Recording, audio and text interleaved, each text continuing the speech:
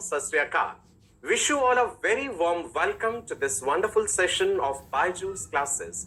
Byju's न केवल भारत बल्कि पूरे विश्व का बेहतरीन एजुकेशनल प्लेटफॉर्म जहां पे आपको मिलती है core quality education without any mixing, sex organ, ovulation की जो कि आपको जानते हैं। आज के इस सेशन का आगाज करते हैं इंपॉर्टेंट पॉइंट।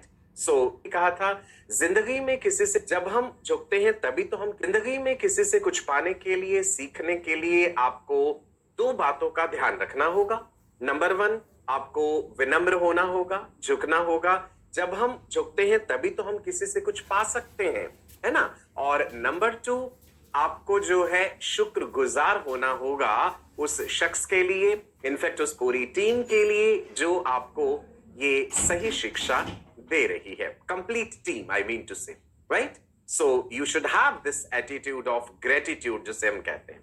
चलिए, एक पॉजिटिव सोच, पॉजिटिव एनर्जी, एक जील के साथ आज के इस सेशन का आगाज करते हैं। इंपॉर्टेंट पॉइंट्स साथ के साथ नोट करेंगे, रनिंग नोट्स बनाएंगे जिन्हें बाद में रिवाइज भी करेंगे। There is no shortcut to success. चल बढ़ते हैं आगे और जानते हैं कि oogenesis क्या होता है। थोड़ा बहुत पिछली क्लास में बताया था, डिटेल में बताऊंगा आज मैं आपको, एकदम तसल्ली से, आराम से डायग्राम बना बना के समझे। oogenesis है फीमेल गैमिट के बनने की प्रक्रिया। फीमेल गैमिट को ओवा या एग सेल भी कह देते हैं, राइट जी। So oogenesis is process of formation of mature female gamete during puberty. बनने की प्रोसेस तो जन्म से पहले शुरू हो जाती है। oogenesis begins before birth of the female baby। मैंने बताया था ना, जब मदर के रिप्रोडक्टिव ट्रैक्ट में यानी यूट्रस में फीमेल बेबी डेवलप हो रहा है तो उस फीमेल बेबी की ओवरीज प्रेगनेंसी के 11वें से 12वें हफ्ते में बन जाती हैं। अगर मेल बेबी होता है तो टेस्टिस बनते हैं 7वें से 8वें हफ्ते पे। फीमेल के केस में प्रेगनेंसी के 11वें से 12वें हफ्ते में ओवरीज बन जाते हैं और उसमें oogenesis की प्रक्रिया शुरू हो जाती है। चलो तो समझते हैं जी। oogenesis begins in females, begins, ध्यान रखना शुरुआत की बात कही गई है। It begins in females before they are even born, यानी उनके इंट्रा एम्ब्रियोनिक लाइफ में। कई बार ये भी लिखा होता है ड्यूरिंग फीटल लाइफ, ठीक है, वो भी चलेगा तब। During early fetal development primordial germ cells migrate। Important, ovary में जर्म सेल्स बने नहीं हैं। लास्ट क्लास में मैंने ये टर्म लिखा था ना, PGCs, primordial germ cells migrate करके ओवरीज तक पहुंचते हैं। तो ये बनते कहां है फिर? योक सैक में। They migrate from yolk sac to the ovaries. अब ये योक सैक क्या है ये हम आगे एम्ब्रियोनिक डेवलपमेंट में पढ़ेंगे कि जब एक एम्ब्रियो डेवलप होता है तो उसकी एक्स्ट्रा एम्ब्रियोनिक मेम्ब्रेन्स होती हैं, एमनियन, कोरियन, योक सैक, एलेंट्रॉयस, इनके बारे में पढ़ेंगे। तो योक सैक में ये प्राइमोडियल जर्म सेल्स बनते हैं और माइग्रेट करके ओवरीज तक पहुंच जाते हैं। इसीलिए मैंने कहा था ओवरीज का जो जर्मिनल एपिथेलियम है वो सही शब्द नहीं है, उसके लिए सरफेस एपिथेलियम कहना चाहिए, क्योंकि जर्म सेल्स का ओरिजिन एक्स्ट्रा गोनेडल है। Gonads, primary sex organs, germ cells gonads में बने नहीं हैं, वहां तक पहुंचे हैं माइग्रेट करके। Germ cells differentiate with in ovaries into oogonia। Primordial germ cells क्या बना देते हैं ओवरीज में पहुंचने के बाद? oogonia। याद रहेगा ना, सिंगुलर कहें तो oogoनियम, जैसे मेल में कहते हैं भाई स्पर्मेटोगोनिया मतलब प्लूरल, स्पर्मेटोगोनियम मतलब singular. oogonia they are diploid two N stem cells की तरह हैं that divide mitotically to produce millions of germ cells। oogonia में माइटोसिस होता रहता है। प्राइमोडियल जर्म सेल्स एमीबॉइड हैं शेप में, oogonia जो है वो ओवल है शेप में, ठीक है। तो जैसे ये oogonia है ना, मान लो ये एक डिप्लॉयड oogonia है 2n, ओके, इसमें माइटोसिस होता रहेगा और ज्यादा oogonia बनते रहेंगे और क्योंकि माइटोसिस से बने तो वो भी डिप्लॉयड होंगे। ठीक है, फिर मैंने बताया था ऊगोनिया में ग्रोथ होती है और प्राइमरी oocyte बनते हैं जिनमें मियोसिस शुरू तो हो जाती है पर कंप्लीट नहीं हो पाती। लास्ट सेशन में बताया था meiosis begins before birth but it gets arrested, एक पर्टिकुलर स्टेज पे अरेस्ट होती है। याद है कौन सी स्टेज पे? क्या बताया था मैंने? Meiosis gets arrested at diplotene stage of meiotic prophase 1, राइट? चलो फिर से समझते हैं इस चीज को, आगे देखिए। सो ओवरी में यहां पे हमने क्या दिखाए हैं? Primary oocyte, gamete mother cell कह देते हैं। अब आप कहेंगे अभी यूगोनिया का जिक्र हो रहा था, ये प्राइमरी oocyte क्या है? सो देखिए इधर, ऑल माई राजा बेटा एंड रानी बेटियां, all my future doctors, embryologists, embryology is a very interesting branch of medical science. ये है ऊगोनिया। ठीक है, सिंगुलर के लिए ऊगोनियम लिखना चाहिए, मैं सिर्फ लैंग्वेज की कन्वीनियंस के लिए ऊगोनिया लिख रहा हूं। इस ऊगोनिया में करवा देते हैं हम ग्रोथ। ठीक है, तो ये बन गया, ऐसे बड़ा कर देते भाई, ग्रो कर गया ये क्या बन गया? प्राइमरी oocyte, जिसका यहां पे जिक्र है। सो ऊगोनिया ने बना दिए प्राइमरी oocyte। जितने ऊगोनिया होंगे उतने ही प्राइमरी oocyte हो जाएंगे, राइट? सो ओवरी का स्ट्रक्चर याद कीजिए। ओवरी में ये वाला रीजन क्या था जहां से ब्लड वेसल्स एंटर कर रही हैं? हाइलम। ओवरी का बाहर वाला रीजन क्या था? Cortex, ovarian cortex. ओवरी के डीप में क्या है अंदर? Ovarian medulla. हाइलम से ही blood vessels, nerves, lymph vessels enter करती हैं। ओवेरियन कॉर्टेक्स रीजन में फॉलिकल्स होते हैं, अगर आपको याद हो। Folliculogenesis, process of formation of the follicles. Follicles are present in the cortex. आप कहेंगे सर अभी आप ऊगोनिया और oocyte कह रहे हो, तो ये फॉलिकल क्या है? अब गौर से सुनना। oocyte ऐसे नेकेड नहीं होगा कि भाई उसके चारों तरफ कोई लेयर नहीं है प्रोटेक्शन वाली, ऐसा नहीं होता।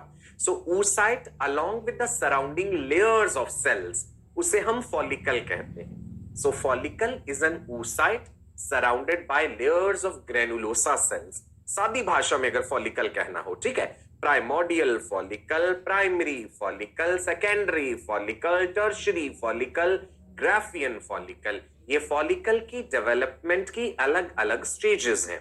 हमें oocyte और फॉलिकल पैरेलल में साथ साथ समझना होगा।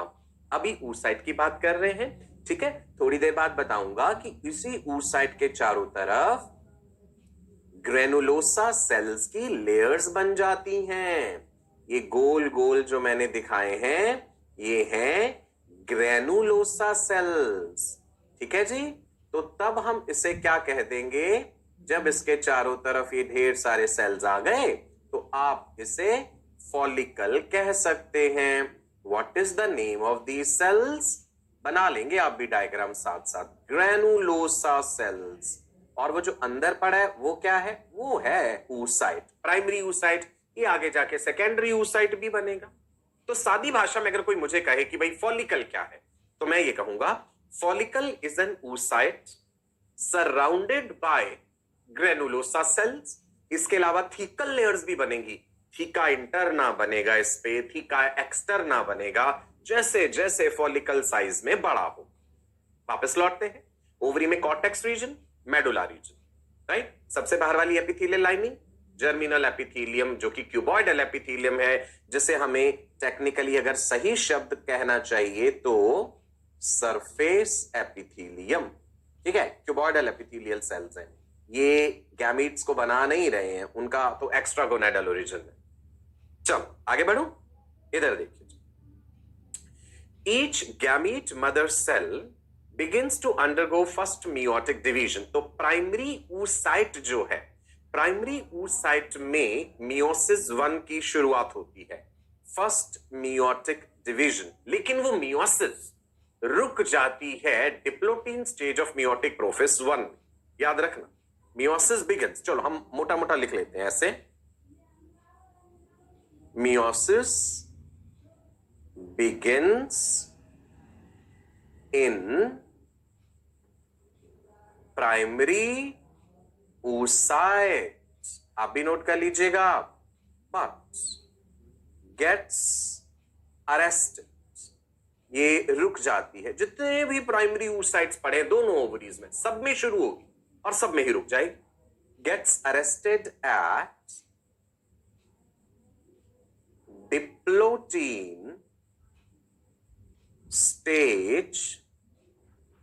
Diplotene stage of MP1, meiotic prophase 1। ऐसे सभी oocytes जिनकी ये मियोसिस अरेस्टेड है, उनके लिए एक नाम बताया था मैंने। What are they called? Such oocytes are called dictyate oocytes। एक फीमेल बेबी का जब जन्म होता है, उसकी दोनों ओवरीज में जितने भी oocytes हैं, सभी मियोसिस की इस डिप्लोटीन स्टेज में अरेस्टेड है, और उन सभी oocytes का नाम डिक्टिएट oocyte ही होता है। ठीक है, ये बात यहां भी लिखी है। They are getting arrested at prophase 1 of the meiosis, right? और they are called primary oocyte। अब यहां लिखा है ना प्राइमरी oocyte, और स्पेसिफिकली कौन सा है, प्राइमरी में स्पेसिफिकली नाम देना हो तो हम कहेंगे डिक्टिएट oocyte। ये सब प्राइमरी oocyte के अंदर ही हो रहा है, और हमने इसके लिए स्पेशल नाम जो दिया है डिक्टिएट oocyte। तो कोई हमसे पूछे कि भाई डिक्टिएट oocyte क्या है, तो हम कहेंगे डिक्टिएट oocyte वो वाले प्राइमरी oocytes हैं जिनमें मियोसिस शुरू हो चुकी है परंतु रुक गई है डिप्लोटीन स्टेज पे, मियोटिक प्रोफेस 1। इतना क्लियर हुआ? ठीक है। ऊगोनिया किससे बना? प्राइमोडियल जर्म सेल से, पीजीसी से ऊगोनिया, माइटोसिस के जरिए। ऊगोनिया में और माइटोसिस हुआ और ज्यादा ऊगोनिया बन गए। ऊगोनिया में ग्रोथ हुई, प्राइमरी oocyte बन गए। प्राइमरी oocyte में मियोसिस शुरू हो गई पर रुक गई। ठीक है। अब मैं पैरेलल साथ के साथ फॉलिकल वाला कंसेप्ट भी समझा दूं ताकि कंफ्यूजन ना हो। चलिए जी, फॉलिक्यूलोजेनेसिस क्या है? Process of formation of follicles in the ovary. Follicle की डेवलपमेंट की अलग अलग stages. The different stages of follicular development are primordial follicle, spelling ध्यान से लिखना, primordial follicle. Number 2 primary follicle, primordial word अलग है, प्राइमरी अलग। नंबर 3 सेकेंडरी फॉलिकल, उसके बाद बना टर्शियरी फॉलिकल, और उसके बाद बना final mature follicle, that is called Graafian follicle. Graafian follicle के स्पेलिंग ध्यान से लिखना, बहुत से बच्चे डबल एफ लिख जाते हैं इसमें, it is GRAAFIAN, Graafian follicle. ठीक है। और ये फॉलिकल्स कहां बन रहे हैं? ओवरी के कॉर्टेक्स रीजन में प्रेजेंट है। कौन सा पिट्यूटरी का हार्मोन फॉलिकल्स की डेवलपमेंट को स्टिमुलेट करेगा? ये आपको पता है, FSH, फॉलिकल स्टिमुलेटिंग हार्मोन। कहां से आया?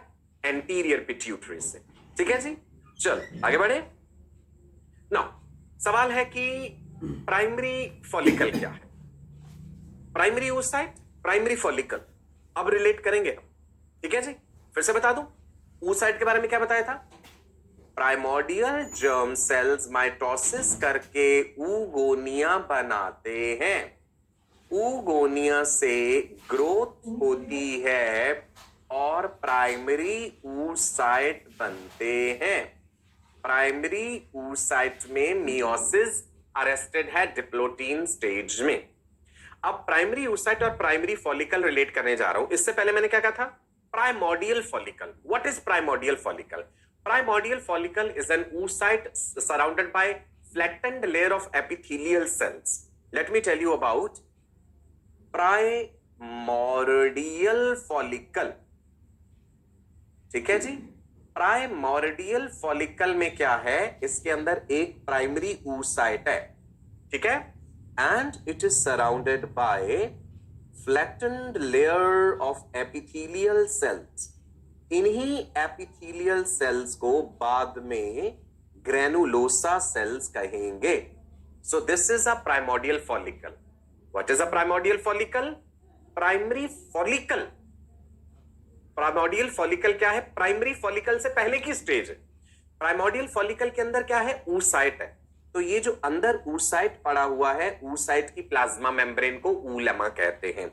ये oocyte है primary oocyte। So what is primordial follicle? Primary oocyte surrounded by flattened epithelial cells, जिनको लेटर ऑन हम ग्रेनुलोसा सेल्स कहेंगे। ये हो गया प्राइमोर्डियल फॉलिकल। प्राइमोर्डियल से क्या नेक्स्ट स्टेज आनी है? प्राइमरी। प्राइमरी फॉलिकल में क्या होता है, ये जो फ्लैटेंड एपिथेलियल सेल्स है ना, ये क्यूबॉइडल हो जाता है। Primary follicle surrounded by cuboidal cells. अगली स्टेज है डेवलपमेंट। यहां पे फ्लैटेंड थे पहले, surrounded by cuboidal cells, cuboidal epithelial cells. Clear है जी? oocyte की प्लाज्मा मेम्ब्रेन के लिए क्या टर्म कही थी मैंने? oocyte की प्लाज्मा मेम्ब्रेन ऊलेमा है। The plasma membrane of oocyte is oolemma. अब आपको यहां पे ओवरी में प्राइमरी फॉलिकल्स दिखाए गए हैं। इनसे जो छोटे होंगे साइज में, और मान लो ये वाले हैं, चलो जो बहुत ही छोटे हैं, ये प्राइमोर्डियल फॉलिकल्स हैं, राइट जी? So these are primordial follicles. नीचे लिखा है जी primary oocyte plus the granulosa cells is what is primary follicle. सही बात है। इन्हीं एपिथेलियल सेल्स का नाम हम बदल देते हैं आगे जाके डेवलपमेंटल स्टेज में, ग्रेनुलोसा सेल्स कह देते हैं। न्यूट्रिशन प्रोवाइड करेंगे और भी कई काम करते हैं। यहां पे भी आप ग्रेनुलोसा सेल्स कह सकते हैं, कोई प्रॉब्लम नहीं है। एपिथेलियल सेल्स है ना, चलो मैं लिख देता हूं ग्रेनुलोसा सेल्स, राइट? क्लियर हुआ इतना? Primordial germ cells, oogonia, primary oocyte। Primary oocyte ने कहा कि भैया मुझे बचा लो, मेरे चारों तरफ प्रोटेक्टिव लेयर्स बना दो। तो प्रोटेक्टिव लेयर्स आ गई, न्यूट्रिटिव लेयर्स भी है, प्रोटेक्टिव भी है, तो वो फॉलिकल कहलाएगा। ठीक है? अब ध्यान रखना, जब मैं फॉलिकल कहूं तो मैं बाहर वाली लेयर्स की रेफरेंस की बात कर रहा हूं, और जब मैं सिर्फ oocyte कहूं तो फॉलिकल के अंदर पड़ा हुआ है oocyte। कंफ्यूज नहीं होना है इसमें। चलो जी आगे बढ़। ग्रेनुलोसा सेल्स की कुछ खास बात कर लेते हैं। ये देखो जी, ये अंदर दिखाया प्राइमरी oocyte, ये है जी गोल गोल granulosa cells. They guide the development of the oocyte and they protect the developing oocyte. Developing oocyte को प्रोटेक्ट कर रहे हैं, न्यूट्रिशन भी देते हैं। अच्छा ये भी ध्यान रखना, न्यूट्रिशन, ठीक है? हार्मोन सिक्रेशन में भी इनका रोल है। पिट्यूटरी से एफएसएच आ रहा है भाई, पिट्यूटरी से एलएच भी आ रहा है। एफएसएच और एलएच का कोई टारगेट तो होगा ना कि वो ओवरी में, फॉलिकल में कहां जाके एक्ट कर रहा है? जो एंटीरियर पिट्यूटरी है, याद करो, एंटीरियर पिट्यूटरी ग्लैंड दो गोनेडोट्रोपिन्स बनाती है जो गोनैड्स पे एक्ट करते हैं, LH and FSH. Anterior pituitary के दो गोनेडोट्रोपिन्स है। हमने कहा फीमेल में गोनेडोट्रोपिन्स फीमेल गोनैड पे एक्ट करते हैं, ओवरी पे। तो ओवरी के अंदर कहां पे, कौन से सेल्स पे, ये भी तो पता होना चाहिए ना। ओवरी के कॉर्टेक्स में फॉलिकल्स हैं, तो फॉलिकल में कहां पे एक्ट कर रहे हैं जाके?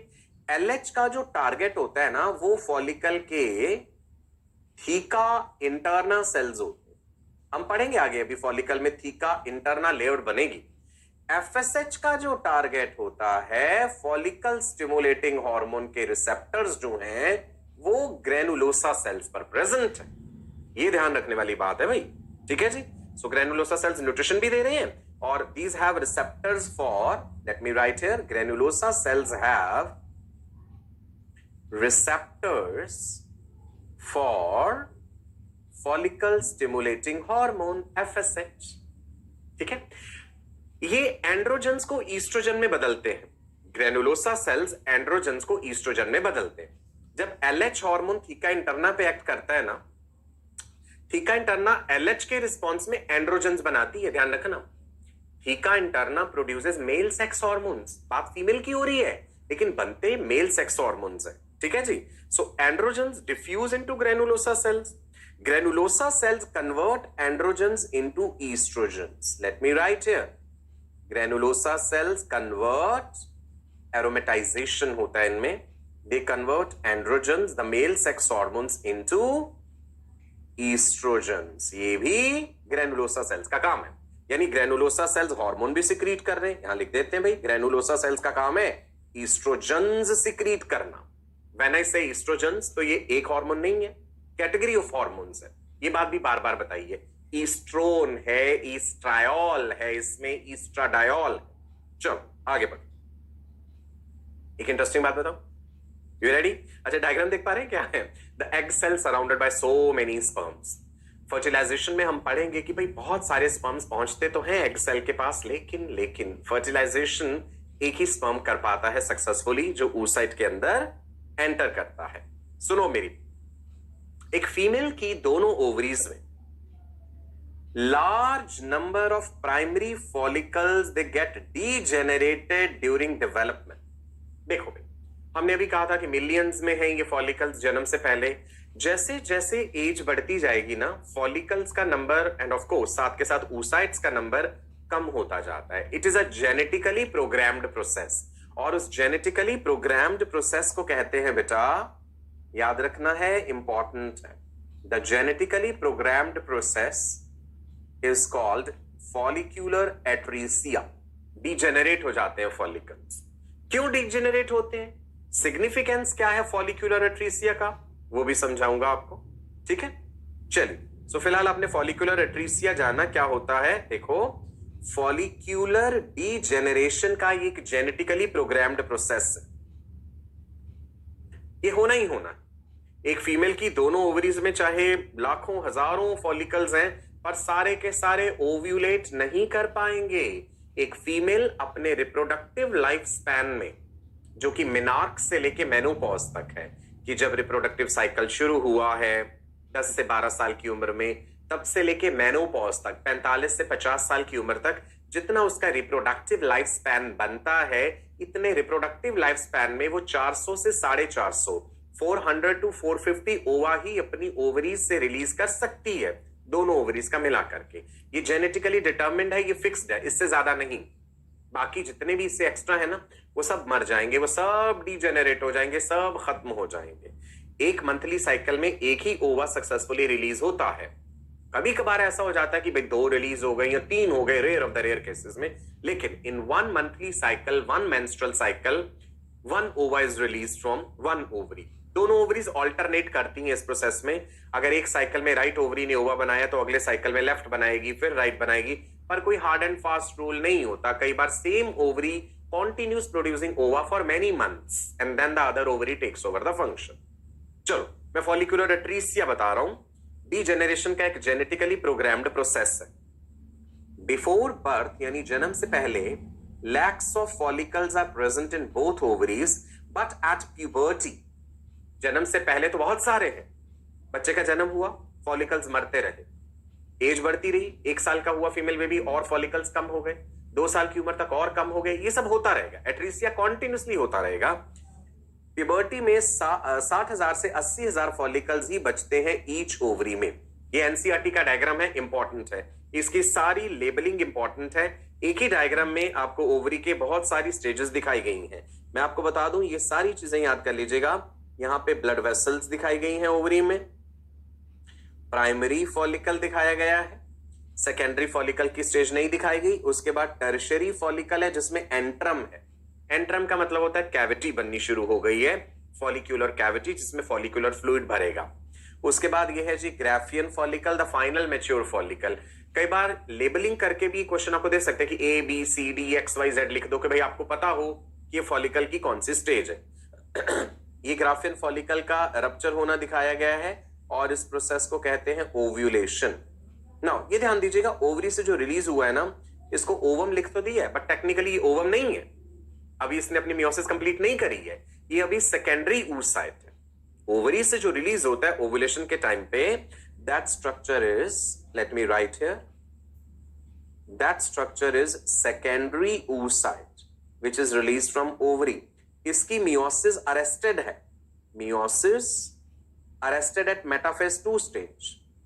Meiosis of the secondary oocyte is arrested किस पे? मेटाफेज 2 पे। अभी हमने पढ़ना है, अभी हम प्राइमरी oocyte तक पढ़ चुके हैं। प्राइमरी oocyte की मियोसिस हमने कहा था कि भाई डिप्लोटीन स्टेज पे अरेस्टेड है। आगे हम देखेंगे कि ये मियोसिस कब रिज्यूम होती है। ओवुलेशन से पहले, प्यूबर्टी के टाइम पे जब ओवुलेशन होना है ना, उससे कुछ समय पहले ही ये मियोसिस रिज्यूम करता है oocyte अपनी, लेकिन फिर से अरेस्ट हो जाता है मेटाफेज 2 में। तो तभी प्राइमरी से वो सेकेंडरी बना। तो ओवरी से रिलीज होने वाला वो स्ट्रक्चर सेकेंडरी oocyte है, वो ओवम नहीं है। ओवम वो तब बनेगा जब ये सेकेंडरी oocyte फैलोपियन ट्यूब में पहुंचेगा और स्पर्म उसे पेनिट्रेट करेगा, फर्टिलाइजेशन होगा। और अगर फर्टिलाइजेशन नहीं हुआ तो वो कभी ओवम बना ही नहीं, वो सेकेंडरी oocyte ऐसे ही खत्म हो जाता है फेलोपियन ट्यूब में।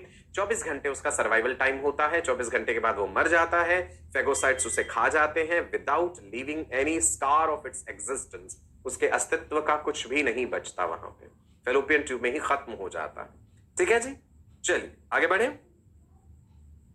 प्राइमरी फॉलिकल समझ आ गया, प्राइमोडियल फॉलिकल भी समझ आ गया।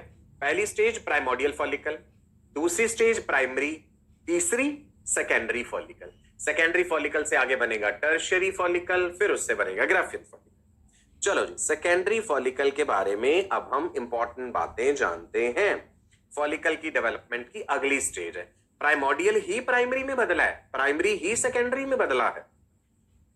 With continuing maturation, the primary follicle develops into secondary follicle. Secondary follicle में ग्रेनुलोसा सेल्स तो है ही, उसके बाहर थीकल लेयर्स भी होती है, theca externa, theca interna. In a secondary follicle the theca differentiates into 2 layers. ठीक है जी, थीका 2 में डिफरेंशिएट है, theca interna and theca externa. ठीक है, मैं अभी बना के भी दिखाऊंगा।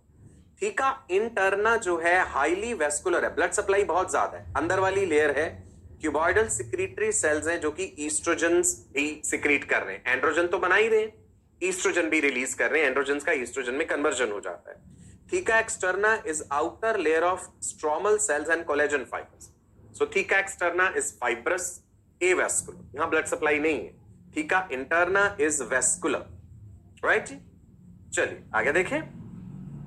सेकेंडरी फॉलिकल कन्वर्ट हुआ नेक्स्ट डेवलपमेंटल स्टेज में, यानी टर्शियरी फॉलिकल। टर्शियरी फॉलिकल में क्या हो रहा है देखते हैं। Secondary follicles transform into tertiary follicles by having a fluid filled cavity called antrum. Tertiary follicle में एंट्रम है, जोना पेलुसिडा भी बन चुकी है यहाँ पे, ये भी बता दूंगा। चलो मैं बना के दिखाता हूं। सेकेंडरी फॉलिकल बनाऊं पहले, ये रहा एक प्राइमरी oocyte, वो बीच में उसके न्यूक्लियस है, इसके बाहर ग्लाइकोप्रोटीनेशियस लेयर है जोना पेलुसिडा, इसके बाहर ग्रेनुलोसा सेल्स, ये जो गोल गोल बना रहा हूं, ग्रेनुलोसा सेल्स का नंबर इंक्रीज होता रहता है ताकि फॉलिकल का साइज जो है वो बड़ा होता है। These are granulosa cells. Secondary follicle की बात कर रहे हैं।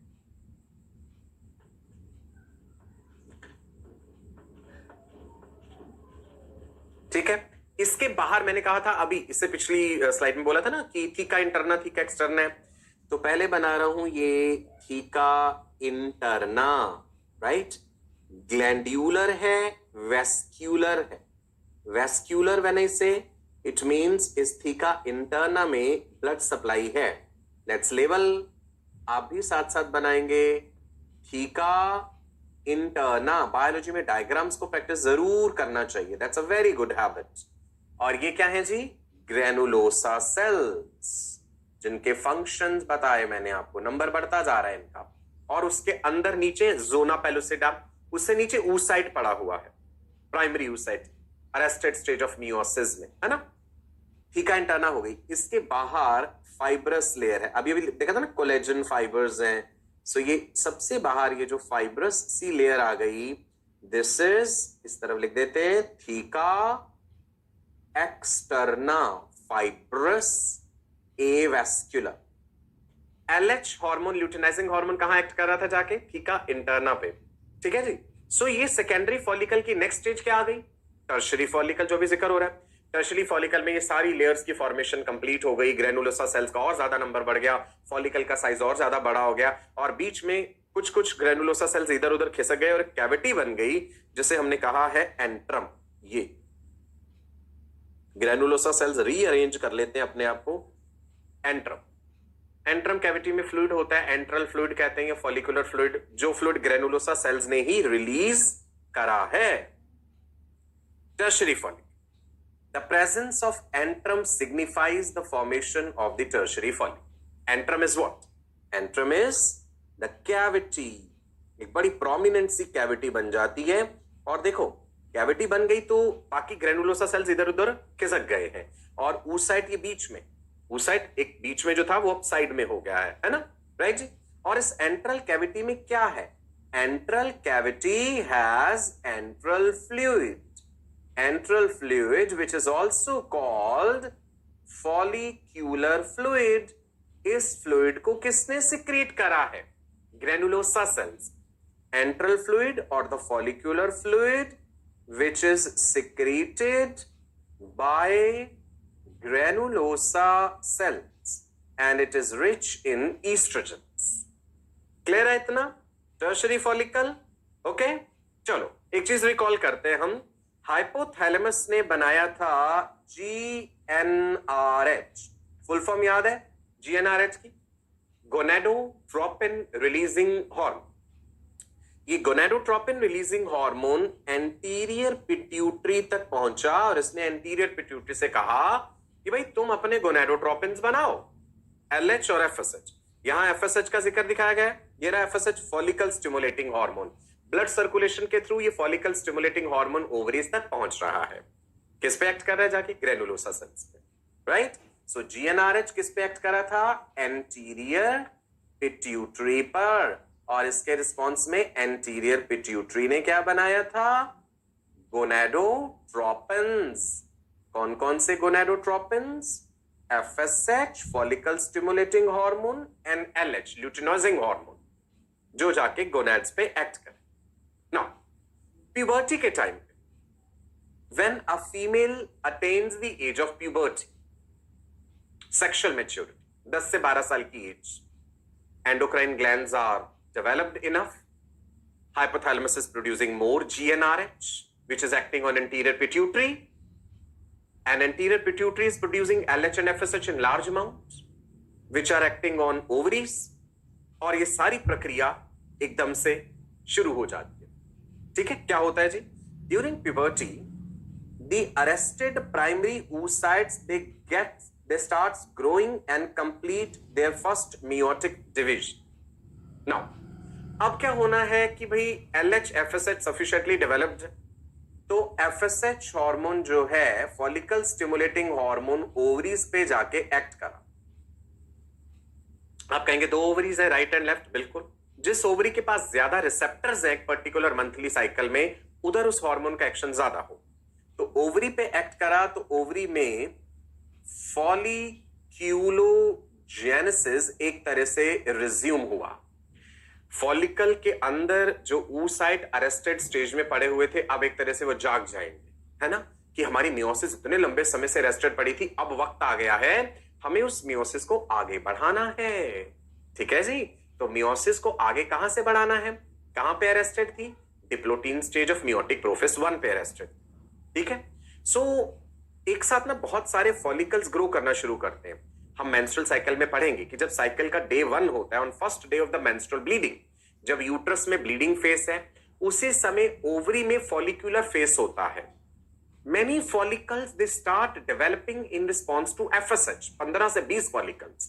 लेकिन 7वां दिन जब आता है साइकिल का, on 7th day of the cycle, बाकी सारे फॉलिकल्स मर जाते, एक ही डोमिनेंट फॉलिकल बचता है। वही डोमिनेंट फॉलिकल ग्रो करके ग्राफियन फॉलिकल बनाएगा, और उसी के अंदर पड़े हुए oocyte ने अपनी मियोसिस रिज्यूम करनी।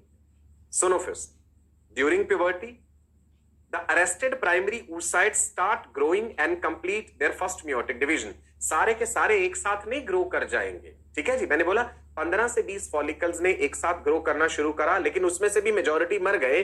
7वें दिन पे एक फॉलिकल बचा, डोमिनेंट फॉलिकल, उसके अंदर पड़ा हुआ प्राइमरी oocyte अपनी मियोसिस रिज्यूम करेगा। Now this is reduction division and forms a large secondary oocyte and a first polar body. अब होता क्या है? LH हार्मोन का लेवल भी बढ़ता है, FSH का भी बढ़ता है।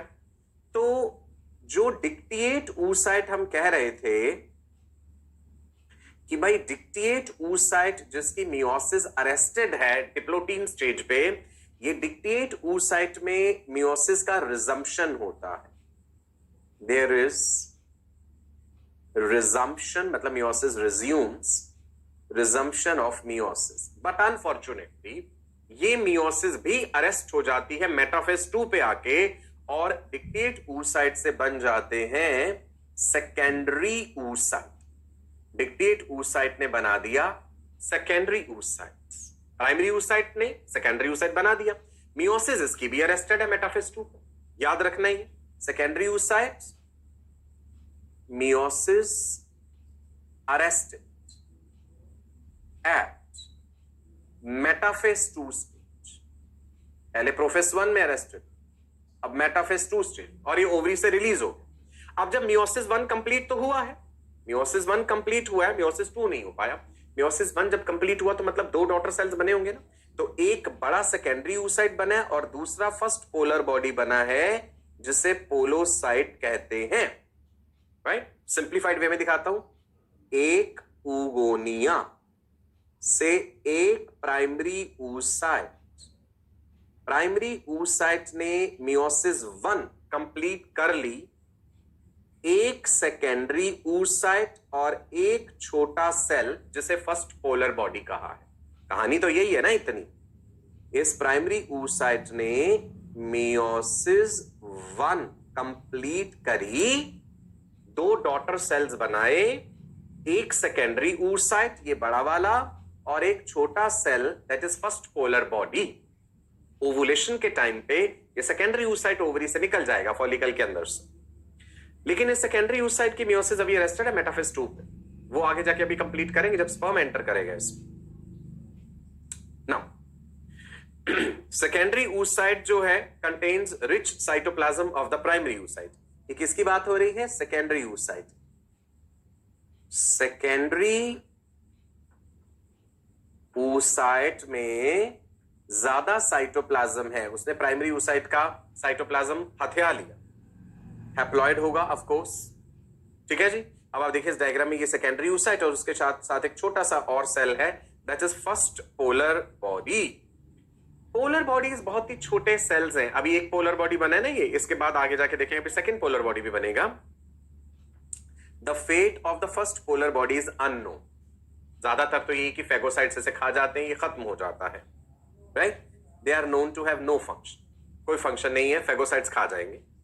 वेरी रेयरली ऐसा होता है the first polar body may divide to form 2 daughter cell, होता नहीं, जनरली नहीं, वेरी रेयरली। देखो बच्चे कहानी क्या है, ये रहा जी ऊगोनियम या एक ऊगोनिया। इस ऊगोनिया में हुआ ग्रोथ और ये बन गया प्राइमरी oocyte। प्राइमरी oocyte में अगर मैं कहूं कि मियोसिस 1 जब कंप्लीट हो जाएगी तो क्या होगा? वैसे तो स्टेजेस हैं कि मियोसिस 1 शुरू हुई, डिप्लोटिन में रुक गई, डिक्टेट oocyte बन गए। अब हमने ये मान लिया कि प्राइमरी oocyte ने मियोसिस 1 जब कंप्लीट हो जाएगी, प्यूबर्टी के टाइम पे मियोसिस 1 कंप्लीटेड, तो एक बना हैप्लॉइड वाला सेकेंडरी oocyte और एक छोटा daughter cell which is called first polar body. मैं इस पोलर बॉडी की बात कर रहा हूं। ज्यादातर साइटोप्लाज्म ऊप्लाज्म सेकेंडरी oocyte ने अपनी तरफ खींच लिया, पोलर बॉडी को नहीं दिया, ठीक है। सो पोलर बॉडी डिजेनरेट हो जाते हैं, फेगोसाइट्स उन्हें खा जाते हैं। Very rarely it happens that this polar body can also divide to form 2 daughter cells, क्योंकि मियोसिस का अल्टीमेट नतीजा क्या होता है? एक सेल से 4 डॉटर सेल्स बनने, ठीक है जी। तो होगा क्या, ये सेकेंडरी oocyte जो है ये भी आगे जाकर के एक फंक्शनल ओवम बनाएगा और एक पोलर बॉडी और बनाएगा, that is second polar body, जब मियोसिस 2 कंप्लीट होगा स्पर्म की एंट्री पे। सो सिमिलरली मैं कह रहा हूं कि very rarely it is seen that this polar body also divides, इसीलिए हम कह देते हैं पोलर बॉडी मे और मे नॉट डिवाइड। तो टोटल कितने पोलर बॉडीज बन गए? 3 पोलर बॉडीज, एक बड़ा वाला cell that is ovum and 2 to 3 polar bodies. अगर फर्स्ट पोलर बॉडी डिवाइड करी तो टोटल 3 हो जाएंगे, ठीक है। ओवरऑल यही है कि मियोसिस का रिजल्ट होता है 4 डॉटर सेल्स। यहां पे कंडीशन क्या हो रही है कि अलग अलग लेवल्स पे मियोसिस बीच बीच में रुक रही है, जिसके कारण ये चीज थोड़ी कॉम्प्लिकेटेड लग रही हो, राइट जी। चलो आगे बढ़े, ठीक है जी। फॉलिकल की डेवलपमेंट की क्या क्या स्टेजेस देखी? Primordial follicle, primary follicle, secondary follicle, tertiary follicle, अब आता है final mature follicle that is Graafian follicle. Spelling ध्यान दीजिएगा, ग्राफियन फॉलिकल किससे बना है? टर्शरी फॉलिकल से ही। Tertiary follicles grow and become the final mature follicle called Graafian follicle. Generally एक टाइम पे एक ही ग्राफियन फॉलिकल ओवरी में देखने को मिलता है. सेकेंडरी दो हो सकते हैं, टर्शरी भी जनरली एक होता है. मान लो कभी दो टर्शरी फॉलिकल भी दिख गए तो उनमें से ग्राफियन वाली स्टेज तक मोस्टली एक ही पहुंच पाएगा. Graafian follicle is the final mature follicle which undergoes ovulation. Graafian follicle में ओवुलेशन होता है और ओवुलेशन के समय ग्राफियन फॉलिकल फटता है. इसके अंदर पड़ा हुआ सेकेंडरी oocyte रिलीज हो जाता है. ग्राफियन फॉलिकल का डायमीटर लगभग 2.5 सेंटीमीटर है, 2.5 सेंटीमीटर के करीब है. लार्ज फ्लूइड फिल कैविटी है. अब आप देखिए ग्राफियन फॉलिकल पूरे एनलार्ज्ड व्यू में मैंने आपको दिखाया. गौर से समझिएगा, फॉलिकल है, इसके अंदर oocyte पड़ा हुआ है. चलो जी देखते हैं अलग अलग इसकी लेयर्स क्या है. ये तो रहे जी ग्रेनुलोसा सेल्स, गोल गोल गोल. ये पड़ा है इसके अंदर प्राइमरी oocyte जिसकी मियोसिस अरेस्टेड है. कौन सी स्टेज पे? मियोसिस कौन सी स्टेज पे अरेस्टेड है प्राइमरी oocyte की? डिप्लोटीन स्टेज पे. ना होगा क्या, ओवुलेशन से पहले ये प्राइमरी oocyte सेकेंडरी में परिवर्तित होगा LH हार्मोन के रिस्पॉन्स. LH ल्यूटेनाइजिंग हार्मोन जो है ओवुलेशन कॉजिंग हार्मोन है. ये क्वेश्चन कई बार आता भी है. Which hormone ruptures the wall of Graafian follicle and causes ovulation? It is LH. जैसे ही LH सर्ज होता है, देखिए अगर साइकिल 28 डेज का है ना, जरूरी नहीं हर बार 28 डेज का हो. अगर साइकिल 28 डेज का है तो ovulation occurs in the mid of the cycle, मान लीजिए डे 14 पे. तो ओवुलेशन से एक दो दिन पहले there is sharp increase in the level of LH. Luteinizing hormone का लेवल बढ़ता है, that is called LH surge. And that ruptures the wall of Graafian follicle और वो Graafian follicle की वॉल को तोड़ देता है LH सर्ज. और उसी समय Graafian follicle के अंदर पड़ा हुआ ये डिक्टेट oocyte LH के रिस्पॉन्स में अपनी मियोसिस को रिज्यूम करता है और वो मियोसिस फिर से अरेस्ट हो जाती है मेटाफेज 2 स्टेज पे. तभी हम कहते हैं कि ये प्राइमरी oocyte जो है किस में बदल जाता है? Secondary oocyte.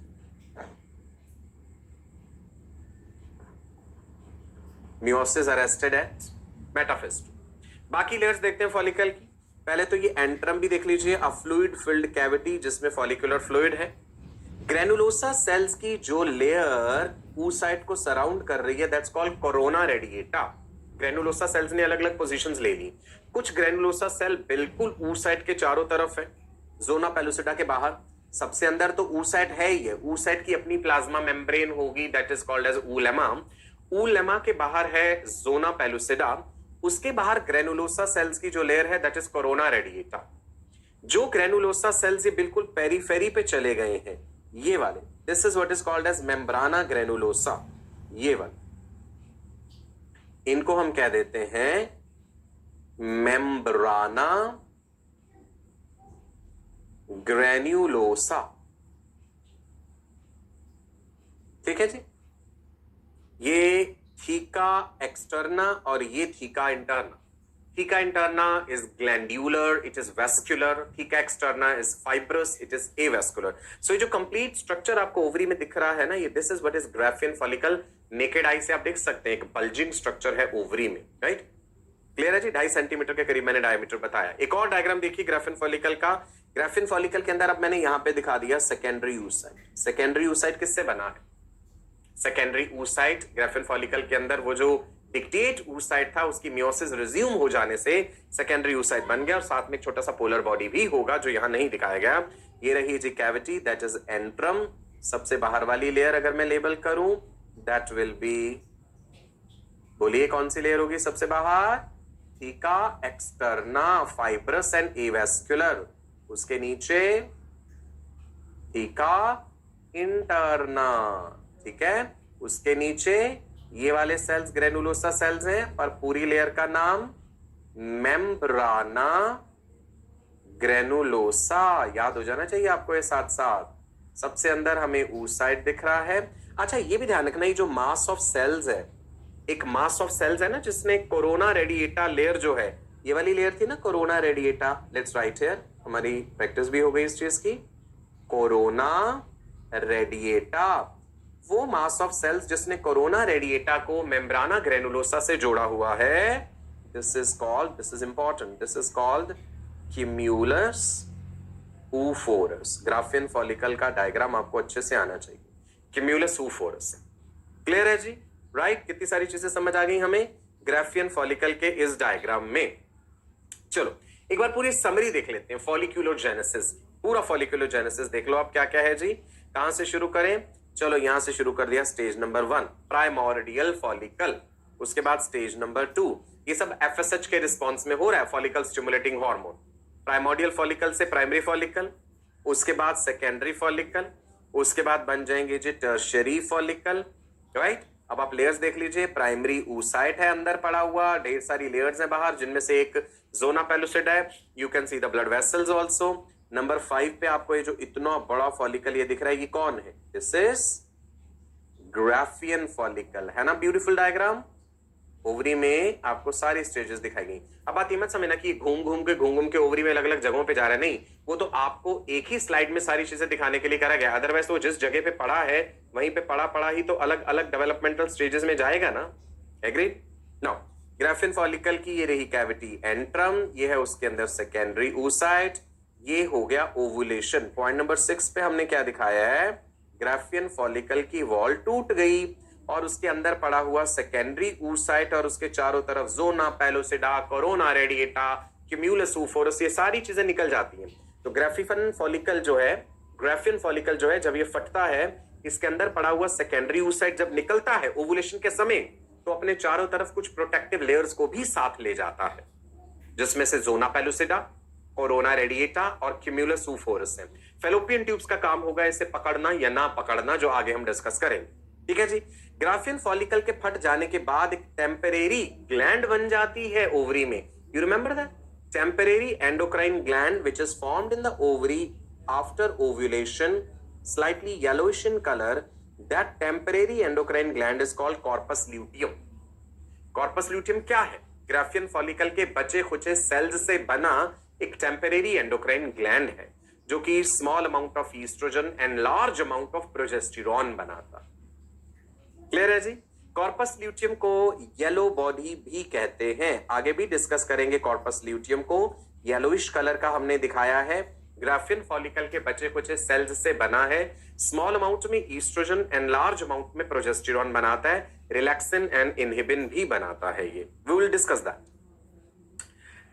क्लियर है जी? एक चीज और नोट कर लेते हैं, जो मेम्ब्रेन डेवलप हुई थी सेकेंडरी oocyte के चारों तरफ जो प्रेजेंट है, that is zona pellucida, glycoproteinaceous layer है। Zona pellucida is a glycoproteinaceous layer. What is ovulation? Let's understand quickly. Graphian follicle ruptures and releases the secondary oocyte. Ovum नहीं है, ध्यान दीजिए। ग्राफियन फॉलिकल रप्चर्स कौन से hormone के response में? LH। अगर हमसे पूछा जाए which is ovulation causing hormone, याद रखना LH induces ovulation. Secondary oocyte release होता है, और अगर साइकिल 28 डेज का है, ovulation occurs in the mid of the cycle, और फिर ओवुलेशन के बाद जो ग्राफियन फॉलिकल है उसके बचे खुचे सेल्स ने क्या बना दिया? Graafian follicle transforms to corpus luteum. Corpus luteum is also called yellow body. It has lutein protein and carotene pigment. It secretes small amount of estrogen and large amount of progesterone to maintain the uterus. तो हम पढ़ेंगे आगे कि progesterone का role है कि भाई uterus को कॉन्ट्रैक्ट नहीं होने देना, प्रेगनेंसी बना के रखना है। सो फिलहाल हम लिख लेंगे कॉर्पस ल्यूटियम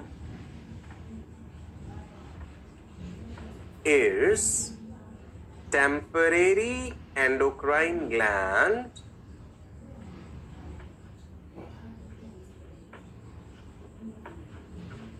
which secretes